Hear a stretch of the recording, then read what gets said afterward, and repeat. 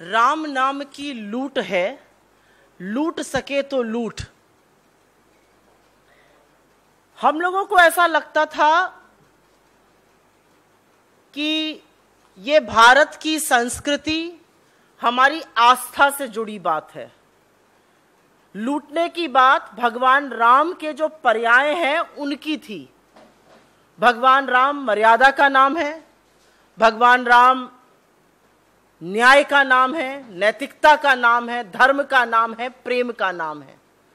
हम लोगों को लगता था, बचपन से आज तक सुना कि राम नाम की लूट है, लूट सके तो लूट। उनके मूल्यों को लूटने की बात थी। लेकिन भारतीय जनता पार्टी के लोगों को लगा कि ये चंदा चोरी, अपनी तिजोरी भरने, जमीनों की धांधली करने और राम के नाम पर जितना लोगों को लूट सकते हैं, उस लूट का नाम है। साच को आंच नहीं है। और आज भाजपा को भी मानना पड़ रहा है कि उनके नेता, उनके विधायक, उनके महापौर, उनके अधिकारी अयोध्या में बड़ी तादाद में, बड़े पैमाने पर घोर घोटाले में, जमीन के घोर घोटाले में संलिप्त हैं। इसी मंच से जून 2021 से लगातार हम इस मामले को उठा रहे हैं कि अयोध्या में जमीन के बड़ा घोटाला चल रहा है। राम जन्मभूमि के ट्रस्ट के पास जो चंदे का पैसा आया है, उस चंदे की चोरी हो रही है। और ये काम करने वाले कोई भूमि माफिया नहीं है। जो भाजपा के नेता भूमाफिया बन गए अयोध्या में, वो हैं। और थक हार कर उत्तर प्रदेश की सरकार के अंतर्गत आने वाले अयोध्या विकास प्राधिकरण को भी मानना पड़ा ये बात। 40 लोगों की एक सूची जारी करी गई है जो कि जमीन घोटाले में संलिप्त हैं अयोध्या में। और इस 40 लोगों में भाजपा के अयोध्या के विधायक वेद प्रकाश गुप्ता जी, मेयर ऋषिकेश उपाध्याय जी, पूर्व विधायक गोरखनाथ जी के नाम शामिल हैं। वो सूची हम आपके साथ साझा कर लेंगे। उस सूची में तमामों अधिकारी हैं, ऐसे लोग हैं जिनका कॉन्फ्लिक्ट ऑफ इंटरेस्ट है वहां जमीन होने से। क्योंकि ये लूट भाजपा के नेताओं ने मचाई, भाजपा के सांसदों ने मचाई, विधायकों ने मचाई। और इस लूट खसोट अधिकारियों तक ने करी। जिन राजस्व अधिकारियों को प्रमाण देना उन जमीनों पर, उन्होंने भी वहां पर बड़ा घोटाला किया। घोटाले के मुख्य रूप से 3 बिंदु हैं। और 3 बिंदु हैं चंदा चोरी। आपने कौड़ियों के दाम से जमीन ली और बड़े दाम पर ट्रस्ट को बेची। इसमें ट्रस्ट के लोग भी संलग्न रहे, तो चंदा चोरी पहला मामला है। दूसरा मामला है, श्री राम जन्मभूमि ट्रस्ट ने तो सिर्फ 70 एकड़ जमीन अधिग्रहण किया है। उसके आसपास की जमीनों को सस्ते दामों पर उन लोगों ने खरीदा जिनको इस पूरे ब्लूप्रिंट के बारे में पता था। वो सारे के सारे भाजपा नेता हैं, जिनके कुछ नाम आपको मैंने बताए, साझा किए। वो एमएलएज हैं, वो महापौर हैं, वो अधिकारी हैं, वो पूर्व विधायक हैं, कुछ पूर्व सांसद हैं। और यही नहीं, और तीसरा मुख्य बिंदु यह है कि ये जमीन दलितों की हड़पी गई। जिस जमीन को आप खरीद नहीं सकते थे, जो न्यायालय में मामला चल रहा है, वो जमीनें तक हड़पी गई। महर्षि रामायण विद्यापीठ ट्रस्ट की जो बेची हुई जमीनें थी, वो तो अभी जांच के दायरे में है। और ये जमीनें अधिकारियों के रिश्तेदारों ने खरीदी हैं। तो चंदा चोरी, मुनाफाखोरी और दलितों की जमीन के साथ। और ये आरोप लगातार कांग्रेस पार्टी उठा रही है, ये आरोप लगातार समूचा विपक्ष उठा रहा है। लेकिन इन आरोपों को लगातार संत समाज भी उठा रहा है, जिसकी आज अवमानना हो रही है, जिसकी आज अनदेखी हो रही है। अगस्त 2021 में आपकी जानकारी के लिए अयोध्या के महंत ने श्री राम जन्मभूमि ट्रस्ट के सदस्यों, भाजपा के विधायक, महापौर के भतीजे और सरकारी अधिकारियों के खिलाफ सरकारी जमीन की धोखाधड़ी में की खरीद फरोख्त की धोखाधड़ी का आरोप लगाते हुए शिकायत दर्ज करी। अयोध्या जो भी व्यक्ति गया है वो जानता है कि हनुमानगढ़ी जाए बिना दर्शन पूरा नहीं होता। हनुमानगढ़ी के महंत धर्मदास जी का कहना है कि मंदिर निर्माण के लिए एकत्रित धन का दुरुपयोग और धोखा जो किया गया ट्रस्ट के लोगों ने, उसमें चंपत राय जी थे, अनिल मिश्रा जी जैसे लोग थे। उन्होंने तमामों आरोप और शिकायत दर्ज करी है महापौर के खिलाफ, भाजपा विधायक इंद्र प्रताप तिवारी के खिलाफ, भाजपा विधायक वेद प्रकाश गुप्ता के खिलाफ। अयोध्या प्राधिकरण जो उत्तर प्रदेश सरकार के अंतर्गत आता है, उसने मुख्य रूप से बड़ी बातें कही हैं। उनका कहना है कि अयोध्या के विधायक वेद प्रकाश गुप्ता जी के भतीजे तरुण मित्तल जी ने 1.25 करोड़ की जमीन खरीदी। उनका यह भी कहना है कि उन्हीं तरुण मित्तल जी ने, वेद प्रकाश गुप्ता जी जो एमएलए साहब हैं, उनके भतीजे ने एक और 4 करोड़ की जमीन खरीदी, 14,860 वर्ग की।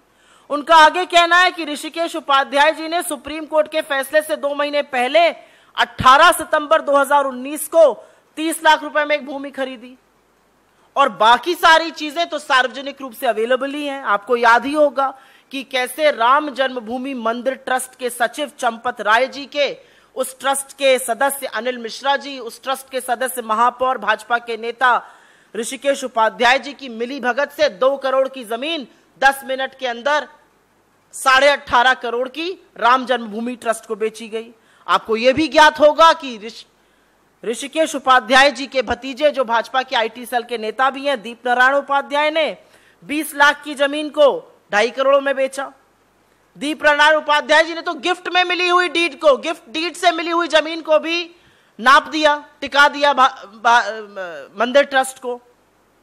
तो आज सवाल एक बहुत बड़ा है, अगर ये आस्था के साथ खिलवाड़ नहीं है, अगर ये चंदा चोरी नहीं है, अगर ये मुनाफाखोरी नहीं है, अगर ये भगवान राम के नाम पर होने वाली लूट नहीं है, तो वो लूट क्या है? हम लगातार जांच की बात कर रहे थे, और विडंबना देखिए, जांच कौन करेगा? जांच करेगा एक लो लेवल का ऑफिसर उत्तर प्रदेश की सरकार में, वो ऑफिसर जिसके रिश्तेदारों ने जमीन वहां खरीदी हुई है। हमारे कुछ सवाल हैं, और सवाल इसलिए जरूरी है क्योंकि भगवान राम के नाम पर अगर ये लूटेंगे जनता को, आस्था को चोट पहुंचाएंगे, तो ये देश चुप नहीं रहेगा। आज ये देश मोदी जी से पूछता है आप मौन क्यों हैं? आज ये देश अमित शाह जी से पूछता है कहां हैं आप? क्यों नहीं आप एक बयान देते हैं? क्यों नहीं आप इसकी निंदा करते हैं? क्यों नहीं आप भर्त्सना करते? क्यों आप नहीं निकाल फेंकते उन लोगों को जो इसमें संलग्न है, जिनका नाम अब अयोध्या का विकास प्राधिकरण दे रहा है? विपक्ष ने तो लगातार आपको नाम दिया, आपके कानों पर जू नहीं रहेंगी। क्यों मौन हैं आप? और क्या सजा होगी इन चंदा चोरों की? इस देश के हर व्यक्ति ने अपने सामर्थ्य अनुसार, जिसकी रामचंद्र में आस्था थी, अपने सामर्थ्य अनुसार कोई ना कोई चंदा दिया, और उस चंदे की चोरी कर रही है भाजपा की सरकार और भाजपा के नेता मिलकर। उनकी क्या सजा होगी? उन लोगों की क्या सजा होगी जो इन डाकुओं के बचाव में पिछले जून से लगातार मैदान में उतरे हुए थे? उसमें से आपके मंत्री थे, आपके नेता थे, आपके प्रवक्तागण थे। क्या होगी उनकी सजा? क्या अभी भी ये जांच लोकल अधिकारी ही करते रहेंगे, या आप इसको एक स्पेशलाइज्ड सेल को दीजिएगा जांच करने के लिए? क्योंकि अब मामला साफ है, एक डीएम कितने हद तक जांच कर सकता है एक विधायक, महापौर, सांसदों के खिलाफ, यह सर्वविदित है। और अंत में हम इस मंच से मांग करते हैं कि सुप्रीम कोर्ट, जिसके तत्वावधान में यह 15 सदस्यीय ट्रस्ट का गठन हुआ था, जिसके आदेश के अनुसार सरकार ने गठन किया था इस 15 सदस्यीय ट्रस्ट का, वो इस मामले का स्वतः संज्ञान ले और रामचंद्र जी के नाम पर होने वाली इस लूट को, इस घोटाले को, इस मुनाफाखोरी को, इस चंदा चोरी को तुरंत बंद करे। लेकिन हां, क्योंकि भगवान राम नैतिकता का सवाल है, मर्यादा का सवाल है, तो आज मर्यादा और नैतिकता मोदी सरकार की तार हो चुकी है। आज उनसे सवाल पूछना पड़ेगा कि जब यह सूची आई है जिसमें आपके लोग शामिल हैं, कोई वक्तव्य दीजिएगा, कोई बात बोलिएगा, श्री राम का हवाला आज तो दीजिए।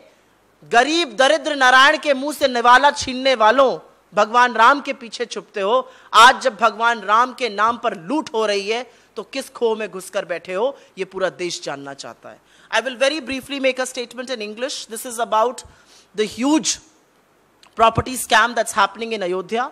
It is not just us, and we have been saying this from day one, since June 2021, when things came to light. that there should be a thorough probe into how the land scam is happening in Ayodhya. But now the Ayodhya Development Authority has put out a list of 40 people who have been involved with land scam in the building of the Ram temple. And prominent amongst those are names of the Ayodhya MLA, Ved Prakash Gupta of the BJP Mayor, Rishikesh Upadhyay, of ex-MLA Gorakhnath, multiple officers in the UP government whose relatives have bought land. And you all know what this is about, because there are only 3 big points of this entire land scam. The first is, people had donated, keeping faith in mind. When you play around with donation, जब आप 2 करोड़ की जमीन 18 करोड़ में बेचते हैं, तो आप उस चंदे की चोरी कर रहे हैं. The first is, you're scamming donations done in the name of Lord Ram. The second, of course, is that the Mandir Trust, the Temple Trust, has only acquired 70 acres of land. Who knows these blueprints? Why are BJP leaders acquiring more land at low cost and then selling it at steeply high prices to the Temple Trust, with the cognizance, with the approval, with the signatures of members of the Temple Trust? Champat Rai, Anil Mishra, Rishikesh Upadhyay. Dalit land cannot be bought and sold under some provisions. That issue is still in court. You've bought land, you've sold it. And we are not the only ones who are raising this issue.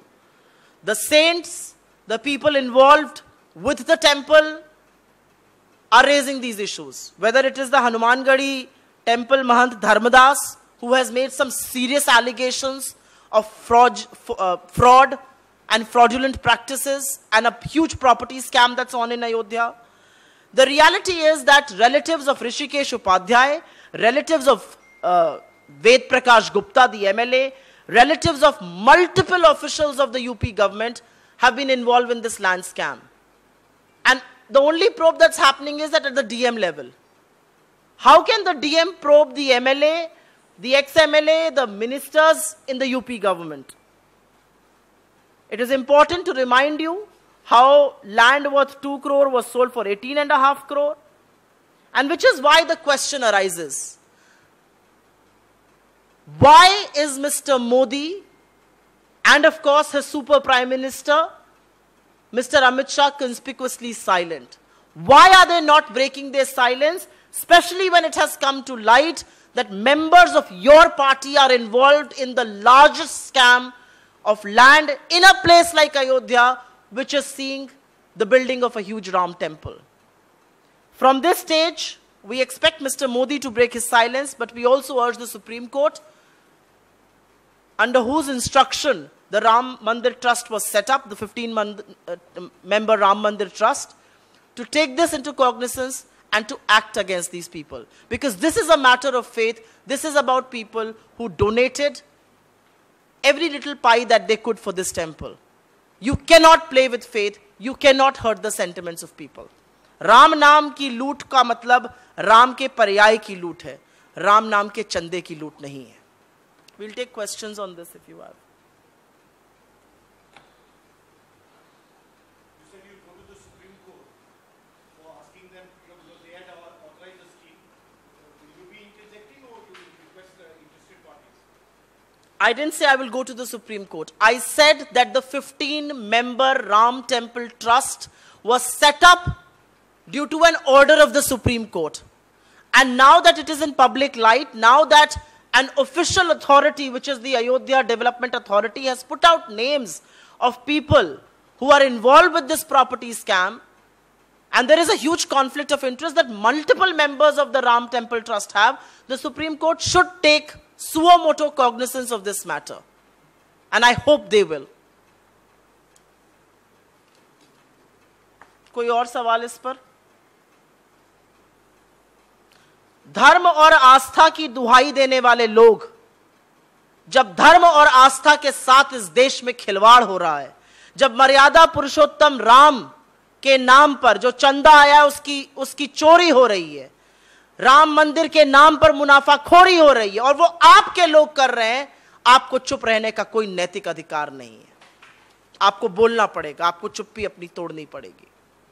There have been certain developments in Bihar. Will the Congress I'm right now taking only this because this is an important issue. It's an important issue because multiple people across the length and breadth of this country have donated for the construction of the Ram temple. They hope to see Ram temple being erected. But what is happening in Ayodhya is that every BJP member has turned into a land shark, a land mafia. And I think this is a very important issue. We can take it offline.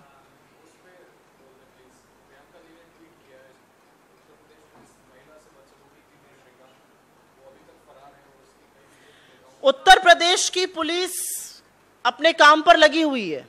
Uttar Pradesh के एक मंत्री हैं जिनको सजा सुनाता है court, वो file लेकर गायब है। उत्तर प्रदेश में भाजपा का गुंडा सरेआम एक महिला से, बदतमीजी तो बहुत छोटा शब्द है, गुंडागर्दी करता है। जिन शब्दों का प्रयोग किया वो हम सार्वजनिक जीवन में बोल नहीं सकते हैं। वो फरार है। दिखावे के लिए उसके घर के आगे का टिन शेड तोड़ दिया जाता है। तो कोई कानून राज की बात उत्तर प्रदेश में ना करे, क्योंकि ये तो हम शुरू से कह रहे थे, यही है उत्तर प्रदेश के कानून की असलियत। मंत्री जी फाइल लेकर गायब हैं और त्यागी जी जो है वो फरार हैं। उत्तर प्रदेश की पुलिस कहीं मिल नहीं रही है। सांसद महोदय, कमिश्नर को जो अपशब्द कह रहे हैं वो आप में से काफी लोगों ने ऑलरेडी अपने टीवी चैनल पर दिखा दिया है। जब वहां का सांसद ही कह रहा है शर्मिंदगी महसूस हो रही है कि इस प्रदेश में हमारी सरकार है, तो विपक्ष के लिए मुझे लगता है बहुत कुछ कहने को बचा नहीं है। अगर पुलिस चाह जाए, और मैं ये हमेशा से मानती हूं, अगर पुलिस चाह जाए तो मंदिर के बाहर की चप्पल चोरी नहीं होती है। एक व्यक्ति 4 दिन से गायब है और उत्तर प्रदेश की पुलिस उसे ढूंढ नहीं पा रही है। किसी ने सच ही कहा है, महिलाओं के सम्मान में भाजपा बार बार मैदान में ऐसे ही आती है। और इसी पर मैं पूछना चाहती हूं, भाजपा के नेताओं में इतना मौन, इतनी खामोशी क्यों है? क्यों उन महिला नेत्रियों के मुंह में दही जम गई है? कोई बात नहीं, दही पर जीएसटी लग गई, जो माफी मांगो के नारे लगाती थी। नरेंद्र मोदी देश से माफी कब मांगेंगे अपने भाजपा सदस्य के लिए? हर बार कन्नी काट लेना, हर बार यह कह देना कि यह फ्रिंज एलिमेंट से आप बच नहीं सकते हैं। वो आपका नेता है, आपके लेटर पैड पर उसका कई बार कहीं कहीं एलोकेशन हुआ है, अपॉइंटमेंट हुआ है, आपके नेताओं के साथ तस्वीरें हैं, और इस तरह का झूठ ये देश बर्दाश्त नहीं करेगा।